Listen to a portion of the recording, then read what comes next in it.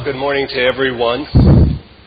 We sang songs today about the gloriousness of God and what we believe and the calling, and we sang a song that talks about there is one worthy, the Lamb is worthy, that Jesus is worthy. Today I want to talk about what we read from the Apostle Paul in the book of Ephesians about walking worthy of the calling that we have been given. Now, we need to recognize when we start with walking worthy in the calling that we have given, that there truly is only one who has walked worthy, and that is Jesus. As you know, the book of Revelation talks about there's only one worthy, and that is Jesus. But that doesn't preclude us from a walk with God in a way in which that pleases God. And I would remind us that sometimes we can think of a worthy walk as being someone that's just a righteous people as opposed to the very unrighteous people and the like. But when we look at the walk of Christ, we have to recognize he was confronted by people, everybody around him, in terms of a worthy walk. For example, the scribes and Pharisees thought that his way of life, his walk with God, was not what it ought to be. It wasn't worthy. In fact, then we find also the Apostle Peter, when Jesus was talking about the way in which he had to walk, that Jesus had to correct him and said, "Get you behind me, Satan," because Peter didn't want him to walk the walk that he was going to have to walk.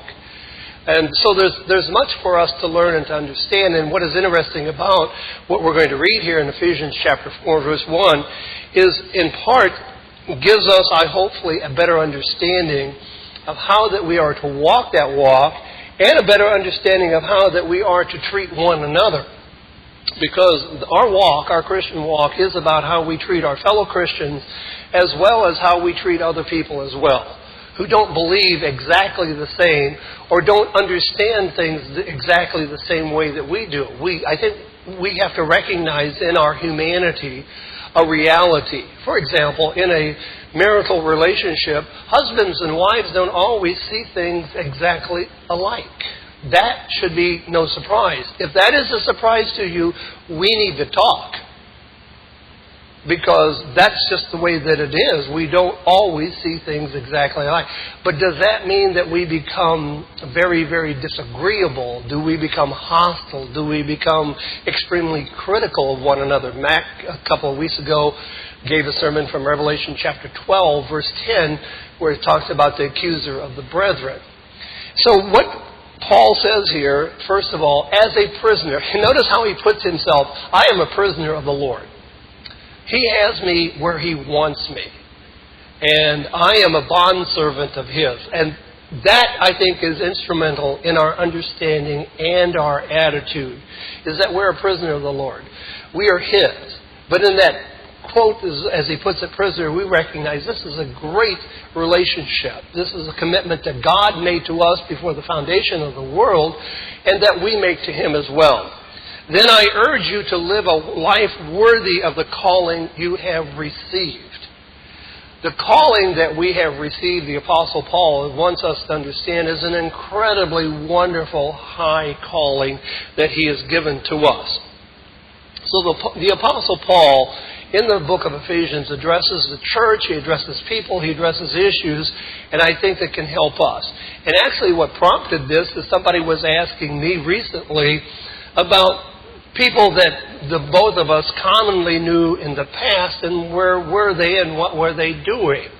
And I said, well, I don't know where all of them are, but if you're really curious and like, then I can give you, there's Facebook, there's all these kind of things, but, I can give you a possible site you can check. And the person did, and they emailed me back saying, wow, I spent 4 hours reading critical, cynical, hateful things. I read some good things, I read some bad things. And it really tried their faith, because they read about people that they knew and they were thinking, what's happened to them? And why are they thinking that way? Well, I would suggest that the Apostle Paul had to deal with the same kind of issues, and we do as well. Because we talk about growing weary with well-doing. That's one of those things where we and the tendency over the years is to begin to faint, to lose that commitment. That happens, in all relationships if we're not really working at that. We grow tired and we grow weary. So the Apostle Paul is saying, now, we need to walk in a way that is worthy. And notice what he tells us here, as we're going to go through here. Paul's letter is a reminder of some of those instructions. Because Christians don't always reflect Jesus. And I hope that's no surprise to you. And what we must understand, and it was even made clear to me this morning after I'd already was thinking about this particular sermon and working on it, I read in the paper about this is the 500th year of Calvin in 1509.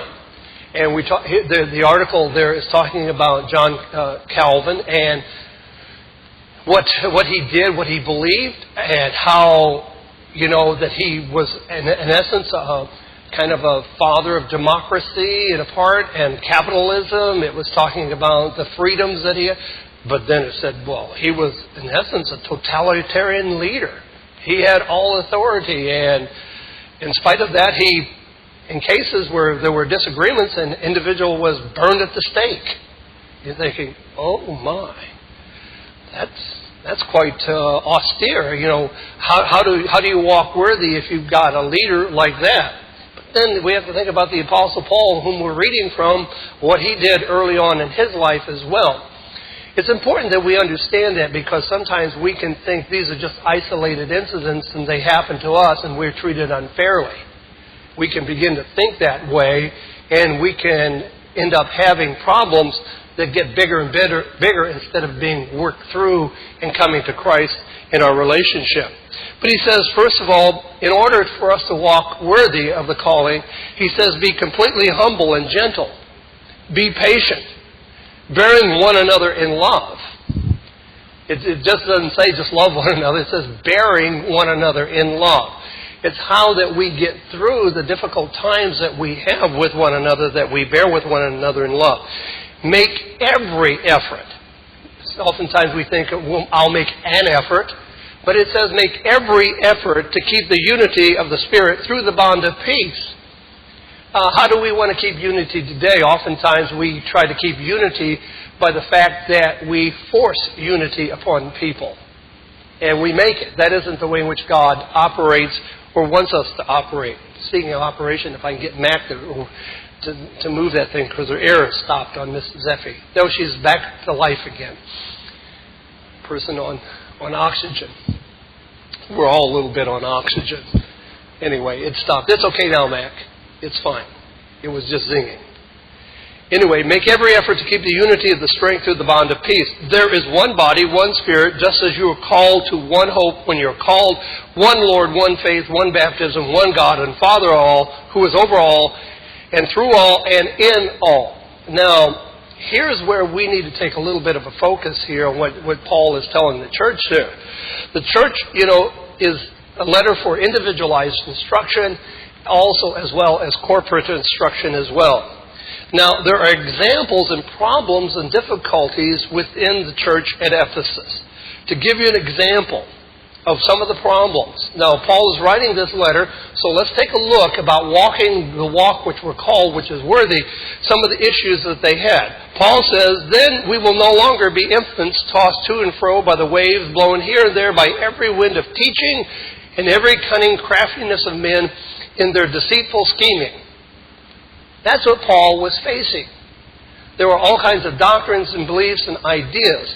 But notice here when Paul is talking about walking worthy of the calling which wherein we have been called, Paul talks about one hope, one faith, one baptism.